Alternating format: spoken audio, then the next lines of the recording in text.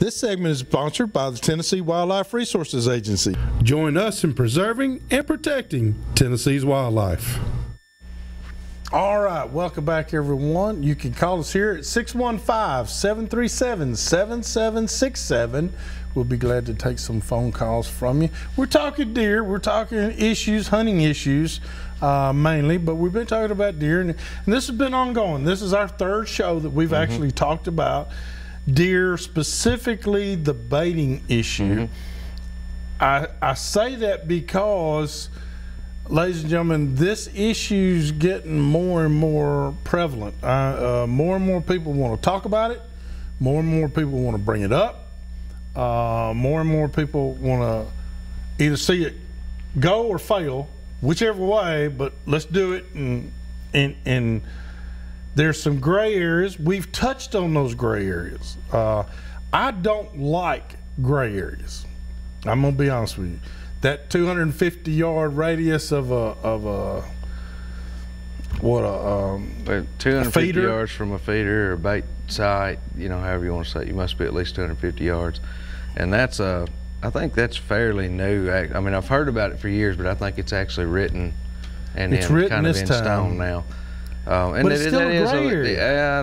I don't care for it. I really don't. I'd rather just not be allowed to be there at all, in my opinion. I mean, because here's what I think about is the gray area being, you know, okay, I'm hunting 300 yards away from that feeder, but if I shoot a deer and it goes over there and it lands within 200 yards of that feeder, what I do?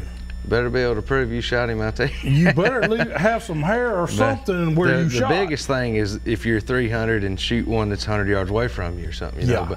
But it, you know, it brings up other things. With small properties, I mean, like a lot of the places we hunt, I mean, I hunt places from 20 acres to 300 or 400. You know, I don't hunt any real big places, but especially with your smaller places, I can see that bringing up issues with neighbors and things. It's just, I don't think it's a great idea. But I understand too they had to do something to kind of alleviate some of the gray area, and I'm glad that they did that. I'm glad they stepped up to the plate. Yeah, I started to say, TWRA's, in my opinion, always done a good job with things like that. But yeah, I do think that kind of leaves an area that's a little bit gray. It does. Hey, we got a couple here. Let's go with Mike. Mike, how can we help you tonight? Mike? Hello? All right, I'm gonna put Mike on hold. 3 is Mike. Mike, how can we help you? Hello? Mike? Well, I hope we're not experiencing technical difficulties here. Who's on 2, Courtney? Jimmy, can we help you? Hello? Okay, we're evidently experiencing some technical difficulties on our phones. Courtney, can you ask them? I mean, I don't know how to do this other. Okay, Courtney's trying in the process of fixing our phones. I hope we got callers coming in left and right. I start saying the whole board's full. Yeah, I mean it's going there, buddy. And might have overloaded. But here, the thing is it's a judgment call on the part of a game warden.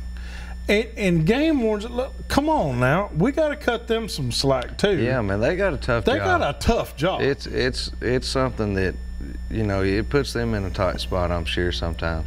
And they already have a tough enough job, you know, being able to, it's so hard. They're trying to please so many people. If there was a feeder out there in one certain situation and they knew it was there, you get up at 3:30 to get dressed to go hunt it. They got to be up at 2:30 to be out there ahead of you. Oh yeah, and I mean for weeks sometimes. Yeah, you know? And sit there for days. You may not hunt that place for a week. But yeah, it's hard on them. I mean, it's a judgment call. It puts them in a pinch and makes their job, in my opinion, harder than it already is. Real hard. Yeah. Real hard. And I'm saying the very same thing. Courtney, I'm gonna check this. This one's plugged in, but. Ladies and gentlemen, we're trying to get to your phone calls. I promise you. Courtney's working expediently to try and get there. But in the meantime, I would just like to see Tennesseans stand up and be counted and go, either you're for it or against it. And let's not be haters on one another, because like you said a while ago, there's some guys that only have like 15 or 20 acres to hunt.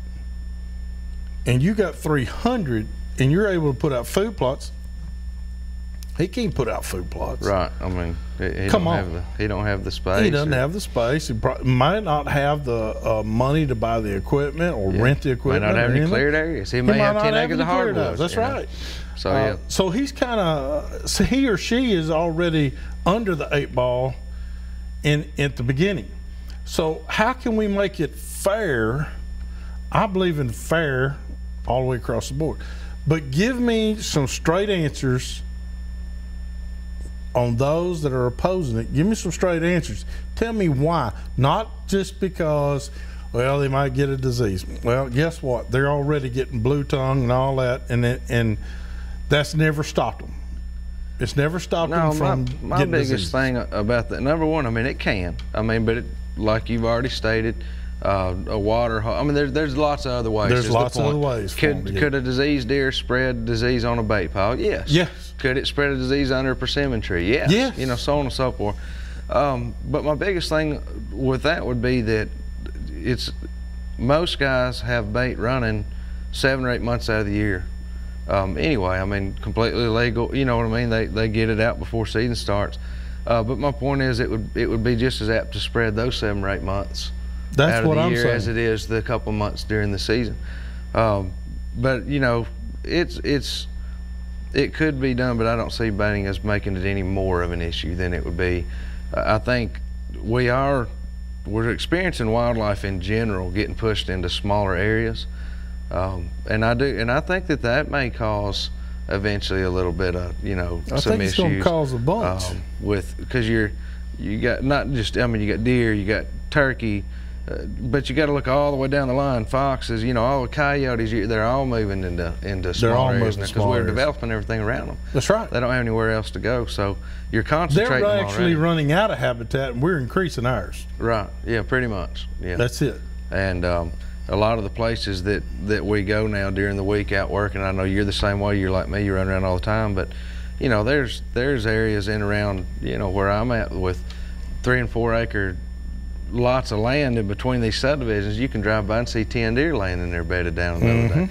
And so I think that a lot of habitat loss has got a lot to do with some of those.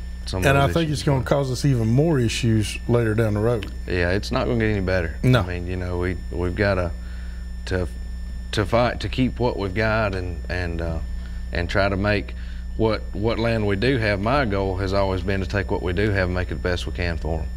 Because and I got to tell you something else too, Brandon. You check out some of the area states surrounding Tennessee. Take for instance Kentucky. Yeah. Kentucky is actually has their own program within the state of Kentucky that they will pay you not to plant for produce for money. They want it to come back natural, like CRP fields, switchgrass, yeah, native warm season. Native warm There's season not much grasses. better than native warm season. No, and so they're actually giving landowners money, maybe not as much as they'd made on that 80 acres of corn, but yeah. But it's still nothing to sneeze at either. Right. That they're making money to keep it natural and better habitat overall.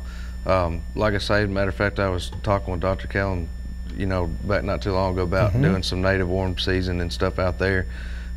We've taken a lot of our native areas and natural grasses, and we've turned 3/4 of it into fescue, and fescues, it's in the wildlife world, fescue's the devil. You know? It's bad. And so we've done a lot of that. We've cleared the fence rows out. You know, our quail populations are down. A lot of people are, in turkey populations in some areas are down. You know, they don't have a place to nest. That's right.